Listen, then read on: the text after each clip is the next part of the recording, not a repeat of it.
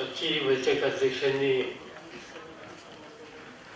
महत्वाच्या पदाधिकाऱ्यांची आणि पक्षाला आणि कामाला दिशा देण्याच्या संबंधीची स्पष्टता यावी या हेतूने बोलवलेली आहे. अनेकांनी या ठिकाणी त्यांची मतं मांडली, सल्ला दिला, काही गोष्टीच्या संबंधीची स्पष्टता हवी अशा प्रकारची भूमिका घेतली. ज्यांच्यावर काही विभागांची जबाबदारी आहे त्यांनी गेल्या काही महिन्यामध्ये काय प्रत्यक्षपणाने काम केलं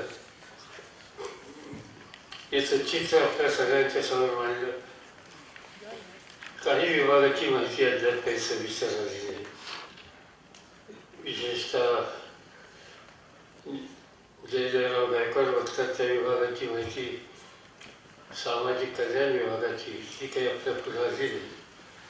आदिवासींच्यात काय चाललंय त्याच्याबद्दलची माहिती आली नाही. यानंतरच्या बैठकीमध्ये त्याचा आढावा सोयीचा आपल्याला घ्यावा लागेल.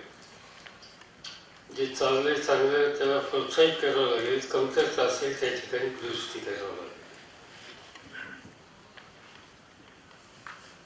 मला स्वतःला असं वाटतं की जे अनेकांनी या ठिकाणी बोलून दाखवलं की सत्तेत नाही, व्यक्तिगत माझा सार्वजनिक जीवनाचा अनुभव आहे की सत्तेत नसतो त्यावेळेला मला सगळ्यात जास्त आनंद मिळतो. काही चिंता नसते. फारशी काही लोकांची तातडीने काम करण्याची अपेक्षा आपल्याकडे नसते. जाऊन मार्गदर्शन करायचं, टीका टिप्पणी करायची. जसं अगदीच कोणते रावतसिंग पंडित असतील तर टोप्या उडवायच्या, आजोबा शिक्षणाकडच्या. हे सगळं काम आपण विरोधी पक्षात असतानाच करू शकतो, सत्तेवर असताना करू शकत नाही. पण त्याच्यामध्ये एक गोष्ट सगळ्यात महत्वाची आहे, या सवन कालखंडामध्ये आपली जमेची बाजू कोणती असते तर आपण प्रामाणिकपणानं अधिक संपर्क साधण्याच्या संबंधीची भूमिका समाजाची आणि सगळ्या घटकांची जर केली तर तो आपला ठेवा बँक क्रेडिट तयार होत असतो. आणि या सत्ता नसतानाच्या काळामध्ये थोडंसं अधिक फिरलं पाहिजे, अधिक लोकांच्याशी बोललं पाहिजे. आत्ता सांगत होते आपले गफारबाई या ठिकाणी किंवा मी काल जळगावला होतो, रात्री 3 वाजता उतरलो.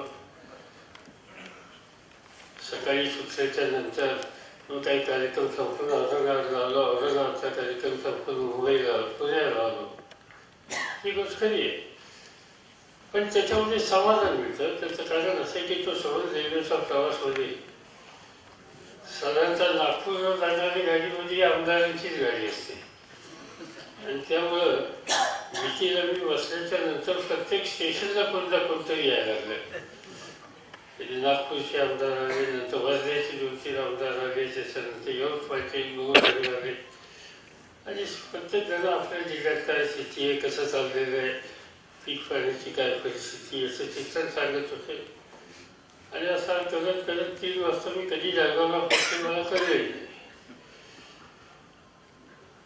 किंवा रस्त्याने प्रवास करत असताना लोक मिळतात, काही ठिकाणी थांबवतात, पीक पाण्याची परिस्थिती पाहता येते, विकास कसा झालेला पाहता येते. आपल्याकडे सत्ता होती त्या काळात आपण काही प्रकल्प हातामध्ये घेतले होते, ते कसे राबवले हे बघण्याची संधी मिळते. आणि म्हणून सत्ता नसतानाच्या काळामध्ये अनेक गोष्टी आपल्याला जाणून घेता येतात आणि लोकांची सुसंवाद ठेवल्याच्यामुळं एक प्रकारची आपुलकी सुद्धा समाजातल्या वेगवेगळ्या घटकांची आणि आपली होती, याचा पक्षाला, संघटनेला फार फायदा होत असतो.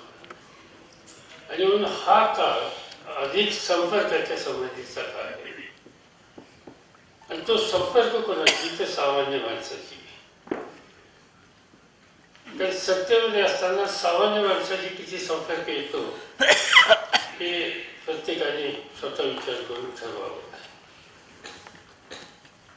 जर सामान्यांशी संपर्क राहिला नाही तर त्यांची किंमत प्रत्येक मोजावी लागते. 1977ची निवडणूक झाली आणि मला आठवतंय की त्यावेळेला जनता पक्षाचं राज्य आलं आणि साधारणतः मी ज्या भागात काम करत होतो तिथं माझ्याही विधानसभा मतदारसंघामध्ये आमचा उमेदवार जो होता त्याचा हयात बॅरिस्टर विठ्ठलराव गाडगे ते 5,000 मतांनी मायनस झाले. मला धक्काच बसला कारण माझा मतदारसंघाशी संपर्क चांगला होता, काम होतं आणि आपला पराभव होईल असं कधी वाटलंच नाही. स्वतःचा तरी पराभव कधी झाला नाही, पण आपल्या खासदारच्या उमेदवाराला आपल्याच विधानसभेमध्ये एवढी मतं का कमी पडली मी फार अस्वस्थ होतो. नंतर ठरवलं की चौकशी करायची, पाहणी करायची. थोडीशी प्रमुख लोकांची बोलल्याच्या नंतर माझ्या लक्षात आलं विशेषतः जी गावं जिथं कमी पडली त्यावेळेला गाववार मतदान असायचं तर त्याची यादी मी घेतली आणि ठरवलं की त्या गावामध्ये जायचं, कुणाला बरोबर यायचं नाही, एकट्यानेच जायचं. जीप घ्यायची, स्वतः जीप चालवत जायचं आणि त्या गावामध्ये जाऊन का मतं कमी पडली याची चौकशी करायची. पहिल्याच गावामध्ये गेलो आणि गावाच्या बाहेर एक वडाचं झाड होतं, तिथं 15-20 मुलं खेळत बसलेली होती. मी जाऊन गाडी तिथं थांबवली, जाऊन त्यांच्यात बसलो. काय झालं गावात, तुमच्या गावाची ही कामं सगळी झाली का? म्हणजे झाली. त्याच्यामध्ये आम्ही लोकांनी लक्ष घातलं ना, म्हणजे हो पण मतं का कमी पडली? म्हणजे मतं कमी पडली एकाने हळूच सांगितलं त्याचं काय सर, गावात तुमची गाडी आली की देशमुखाच्या घरावरच जाते, पाटलाच्या घरावरच जाते. तुम्हाला असं वाटतं की किंवा मोठा आहे गावचं, त्याचं गाव त्याच्या मागे. तर आम्ही सगळ्या पोरांनी ठरवलं की या निवडणुकीत गावायचं कोणाच्या मागं पोरायचं आणि आम्ही सगळ्यांनी यावेळी ठरवलं तुमच्या निवडणुकीत काही गडबड होऊन देणार नाही, पण तुम्हाला कळलं पाहिजे आणि म्हणून निवड मोठ्याच्या घरी गाडी येऊन चालायची नाही. जर आमच्याशी संपर्क ठेवा तर परिस्थिती बदलेल आणि तेवढ्यासाठी आम्ही हा उद्योग केला.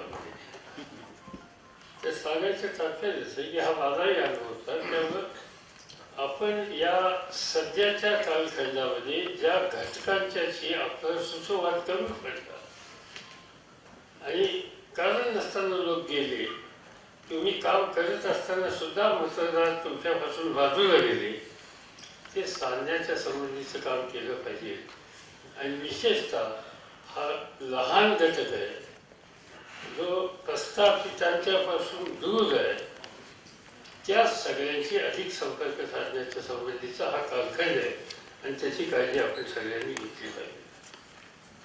आता निवडणुका आल्या जिल्हा परिषद आणि पंचायत समितीच्या आणि नगरपालिका आणि महानगरपालिकेच्या. पक्ष ठरवेल, तुम्ही सगळे बसून आपापल्या जिल्ह्यामध्ये ठरवा कुठं ॲडजस्टमेंट करायची नाही, कुणाची करायची का नाही, जिथं आपल्या ताकदीवर तुम्हाला गाजवायची, हे सगळे निकाल आपण बसून ठरवा. पण मी गेले काही दिवस असा विचार करतोय की या निवडणुकीत काही वेगळा विचार करावा का. आणि वेगळा विचार माझ्या डोक्यात असा आहे, म्हणजे तुम्हाला मान्य असेल तर आपण चर्चा करू, काय हा फायनल नाही.